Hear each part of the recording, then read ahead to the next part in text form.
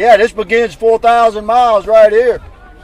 4,000 miles to heighten the awareness of rice, the nutritional value of rice, how easy it is to cook, how adaptable it is to so many different styles of cooking. This was a very creative idea. Whoever came up with this, I tip my hat to him, because I'm going to tell you, I think this will increase domestic rice sales. I think by next year we'll be talking about the impact that this 4,000-mile trip had. And this begins it right here. You ready to rock? Let's go. Let's go sell some rice, baby.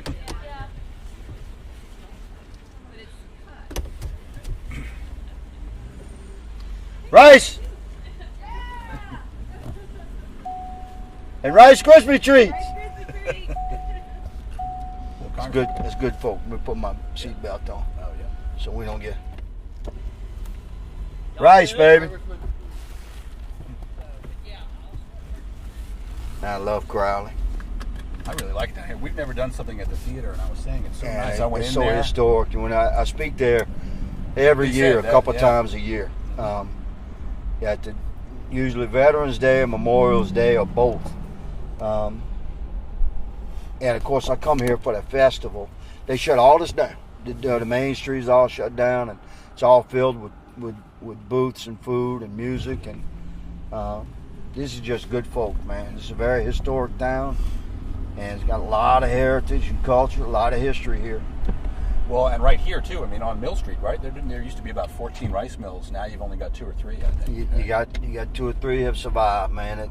Modernization has something to do with that, and also generationally, it's a lot of work.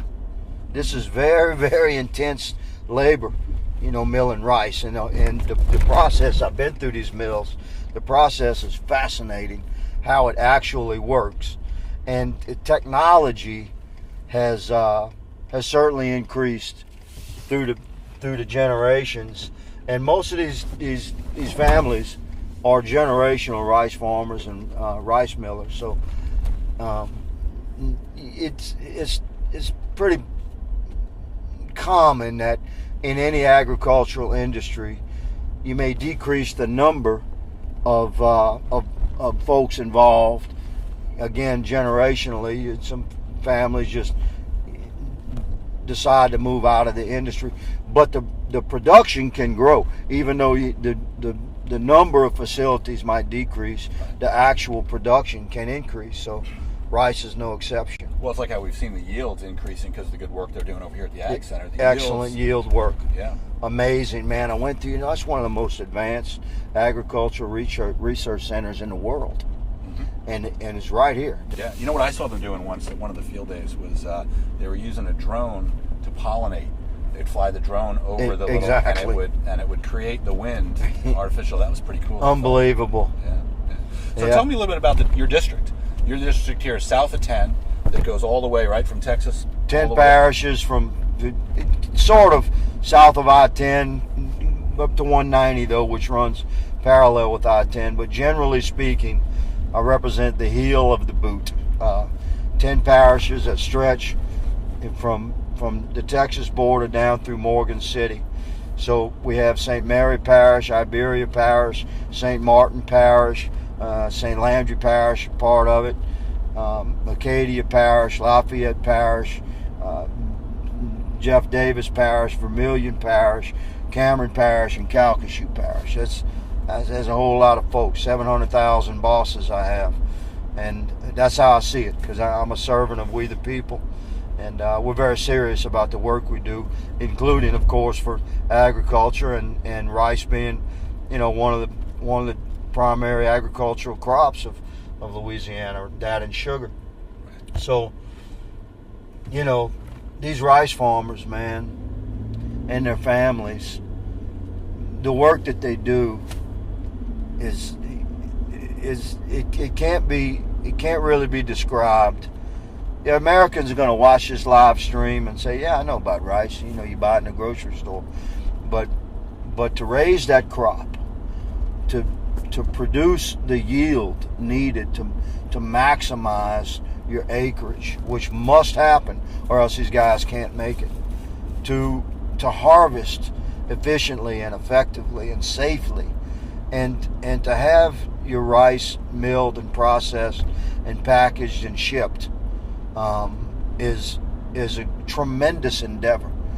And I hope that by the end of your 4,000-mile journey here, which we've just begun, I hope that America has a greater awareness of just how special these men and women are, these young Americans and old, for generations have farmed rice and helped feed the world. I'm prayerful that America will get a glimpse of just how significant and important rice is.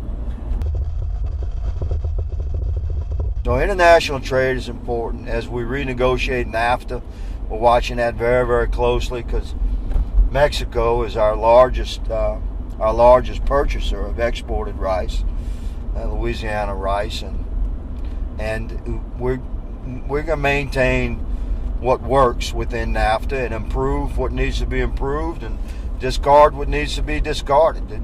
The president is committed to open and fair trades where you have a level playing field, because when American manufacturers and producers and American agricultural industry, including rice, when we have a level playing field, we win, brother.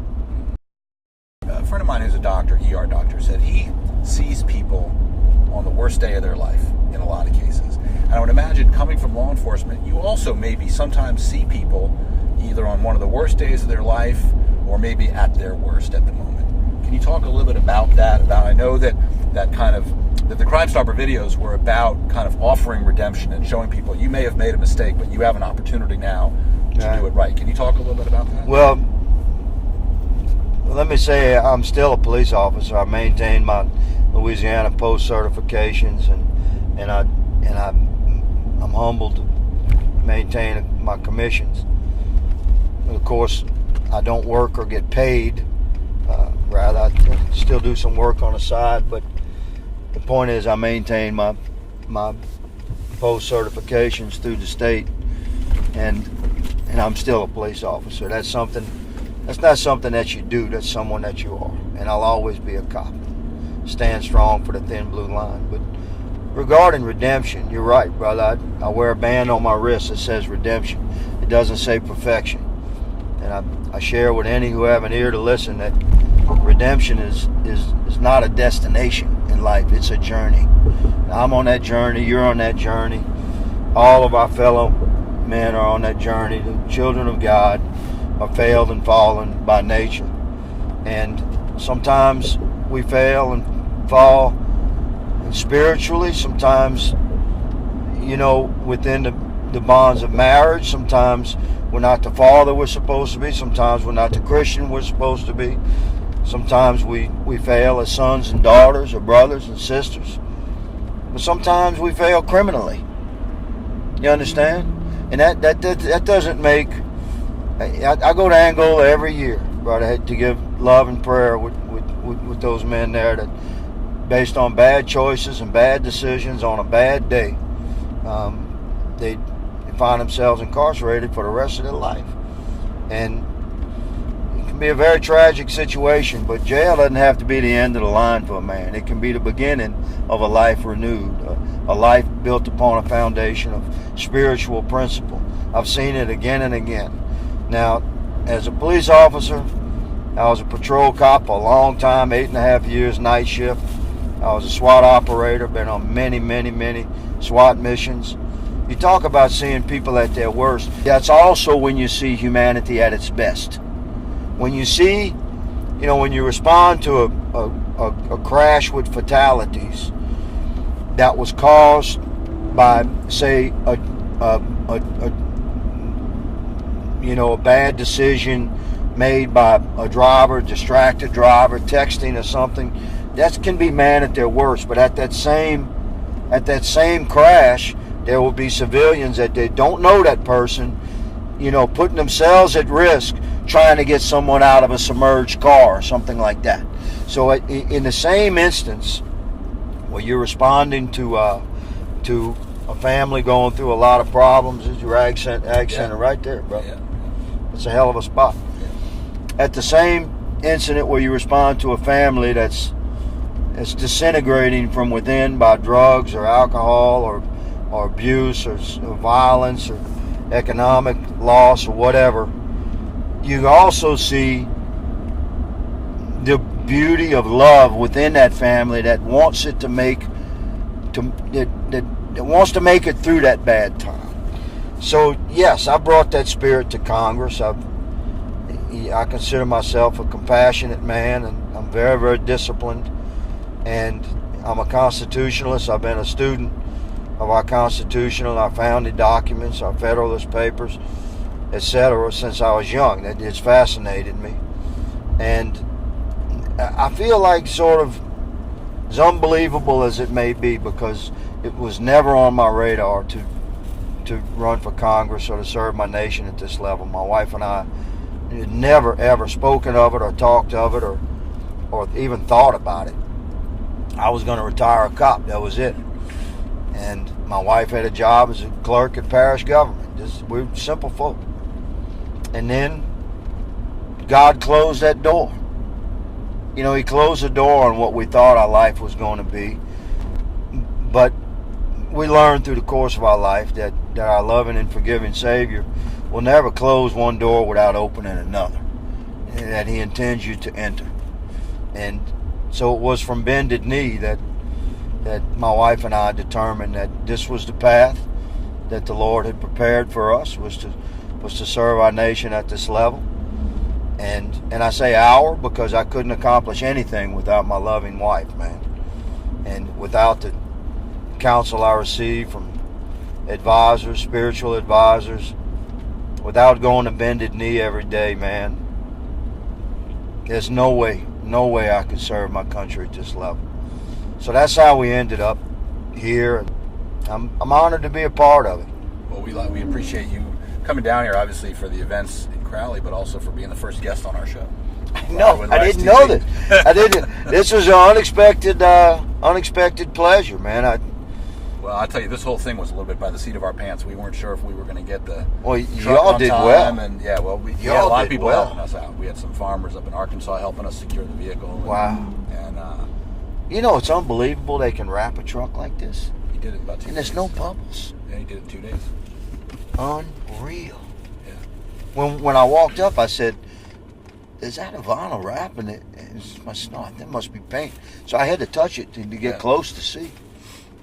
Excellent job. This was a great idea, man. Well, very, very creative. Thank you. I appreciate it. And I tell you what, we're gonna have a gentleman's agreement that we're gonna talk again in a year. We'll study very carefully what happens with the domestic market for rice.